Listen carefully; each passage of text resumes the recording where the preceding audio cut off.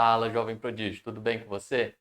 Meu nome é Renildo de Paula, sou professor e biólogo e estou aqui para te ajudar com as atividades do PET. Agora o volume 2. E para você não ficar atrasado, vou deixar linkado também aqui a semana 2. Então, diferente do que você deve estar acostumado, para não ser cobrado pelo seu professor, já vou deixar aqui adiantado. Então, você terminando a primeira semana, você já terá disponível a segunda. Vamos lá? Então já começa curtindo e compartilhando com seus amigos a melhor correção de pet que a gente tem no YouTube, hein? Papai e mamãe que tem aí interesse no material, professores também, que eu utilizo nos vídeos, clique na abinha Seja Membro, verifique as condições e os benefícios e venha participar do clube. Bom, essa é a nossa primeira semana do PET 2 e, como eu falei, é um vídeo, né, que vai ser postado 2 semanas para você não ficar atrasado, não ter desculpa mais. As atividades dessa semana você vai achar na página 52, 53 e 54. Número 1. Um estudante fez a seguinte afirmação: enquanto o gelo derretia, sua temperatura subiu de 0 graus a 5 graus.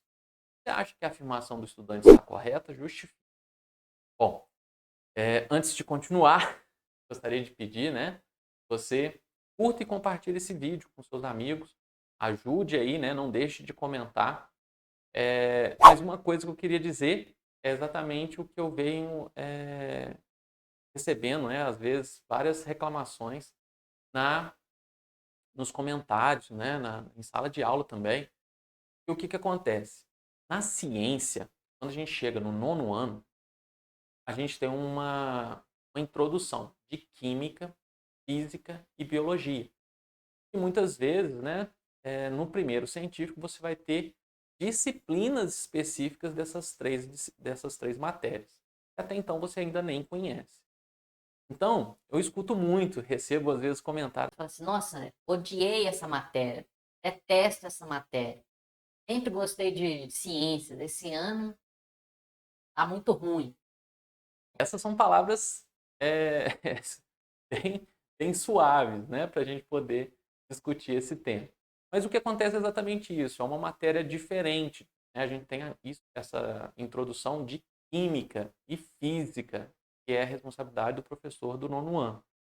Então, essa matéria você já deve ter visto, alguma coisa relacionada a estados, né, as mudanças do estado da matéria, mas ela está errada. Por que ela está errada? Então, eu coloquei aqui. Não concorda, a temperatura permanece no mesmo valor durante a mudança do estado físico. Ou seja, até que o fenômeno, né, até que o processo finalize, no caso do gelo, que foi dado como exemplo, a temperatura dele permanece. Ou seja, enquanto tiver uma casquinha de gelo, a temperatura mantém a 0 graus. Então, enquanto, né, quando você prepara ali um suco, quando você adiciona gelo a essa mistura, enquanto tiver uma casquinha, se você pegar um termômetro e colocar, você vai visualizar exatamente a medida de 0. Então, como o gelo mudaria de temperatura nesse espaço pequeno, né, enquanto ele ainda estava derretendo. Então, para que ele mude a sua temperatura, ele tem que mudar o seu estado. Durante o processo, ele mantém a mesma temperatura.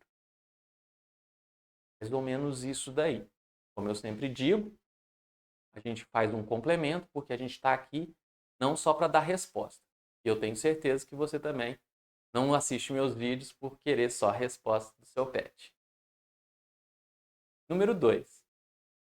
Ao cozinhar alimentos, como carne ou legumes, as pessoas costumam é,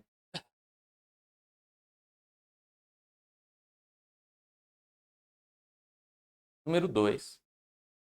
Ao cozinhar alimentos, como carne ou legumes, as pessoas costumam diminuir a intensidade da chama do fogo assim que a água começa a ferver.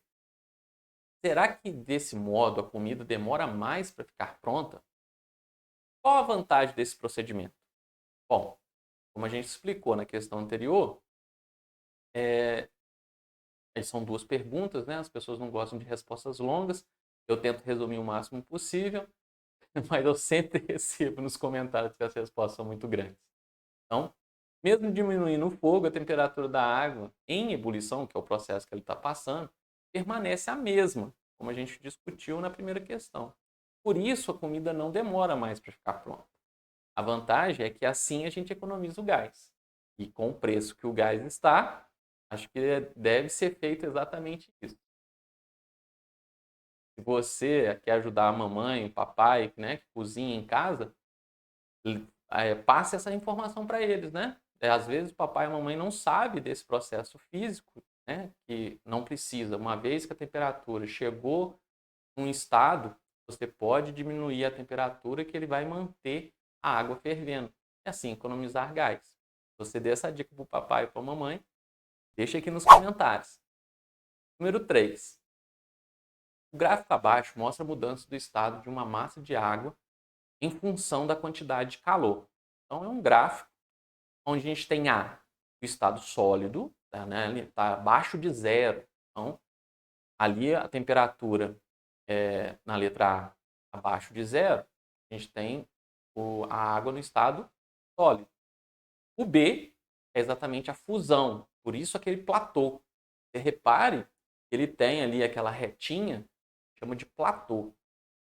Logo, em seguida, ele volta a mudar a temperatura, e é onde a gente tem o estado físico líquido. O D, a gente volta a ter um platô, e nesse platô a gente tem a ebulição, que vai voltar até a letra E, mudando a sua temperatura, no estado gasoso. Então, esse é um gráfico típico das mudanças do estado da água. Então, as mudanças do estado físico da água, onde a gente tem o sólido, líquido e gasoso. Dando sequência, letra A.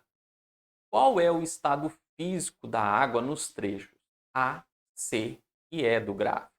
Então, depois que a gente analisou o gráfico, é mais fácil de responder. Então, a gente tem os 3 estados físicos da água. A letra A, sólido, letra C, líquido e a letra E, gasoso, respectivamente. Letra B. Que mudança está ocorrendo no trecho B e no trecho D?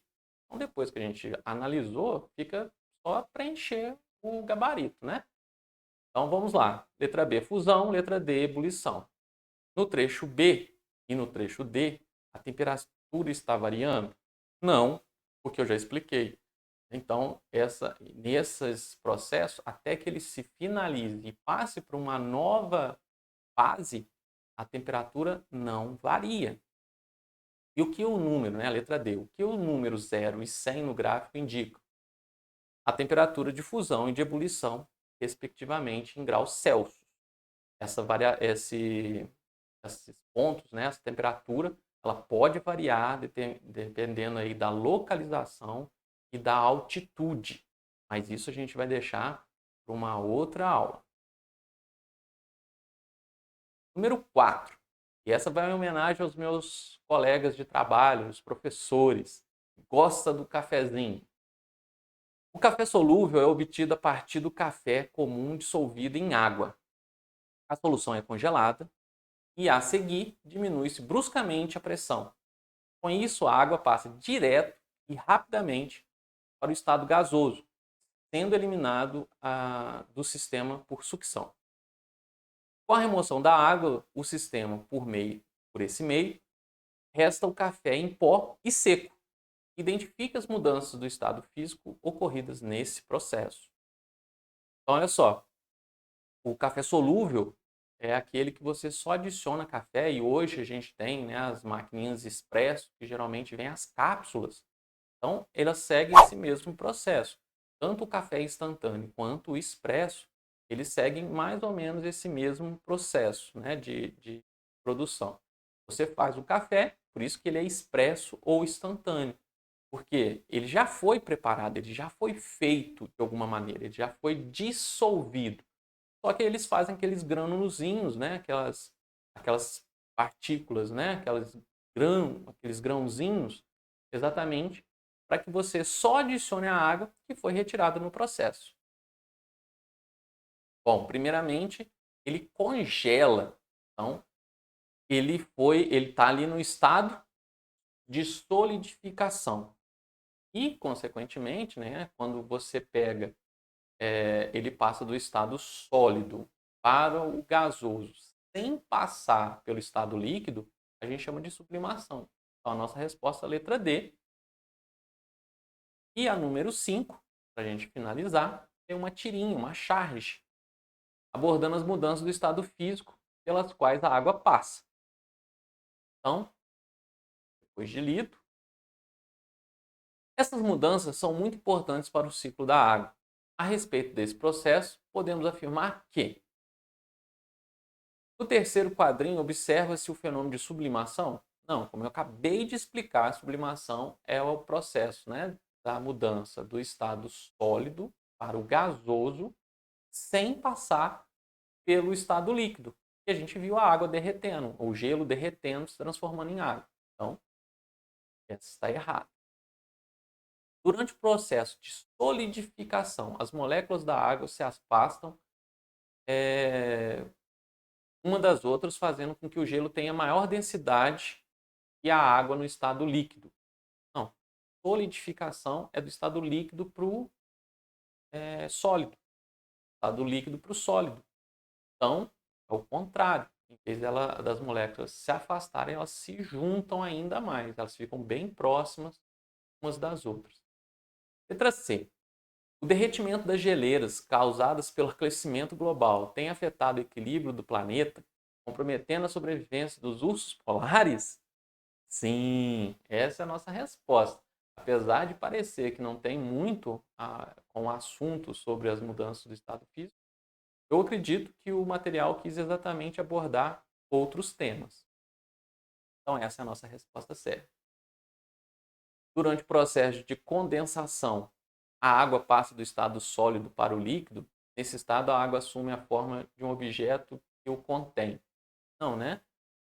Durante o processo de condensação, também pode chamar de liquefação, é o estado gasoso para o líquido.